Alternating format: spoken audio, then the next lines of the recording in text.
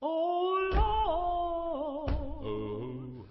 first African Baptist church of Savannah, Georgia, was constructed in the dark of night by slaves, for slaves, using lantern light after suffering through yet another day of labor in the fields. Founded in 1773, it is the oldest black congregation in North America. From these humble beginnings grew one of the most dynamic forces for change in our nation's history, the African American Church. Nurtured in the soil of prejudice and contempt, the black church in America still flourished until almost 200 years later, it took its place on the front lines of the social, political, and ultimately spiritual battlefield, the modern civil rights movement. We are confronted primarily with a moral issue.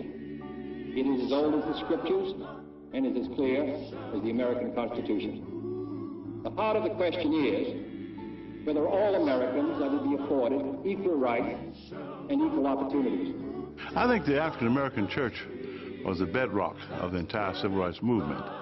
It was ours, and we could do in it what we wanted to do. One must understand that at the foundation of the civil rights movement is the church.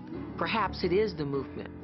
Someone said without the black church, black Americans wouldn't have had a prayer, and that's very true. There's a sense in which the civil rights movement was of the church in action. We saw it necessary to break down that legal dividing wall that separated black and white. Our faith rested on the power of God, and we believed that He was leading us, and that the battle was really not ours, it was the Lord's. The civil rights movement was primarily a religious movement, a movement of people who believed in God and who were convinced that God would help them overcome segregation. And because they understood and believed that there was something beyond this life, they were willing to lay their lives on the line to make it happen.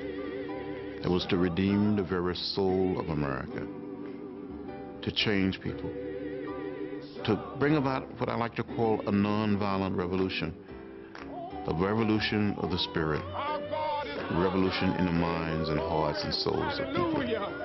Glory, hallelujah! Glory, hallelujah!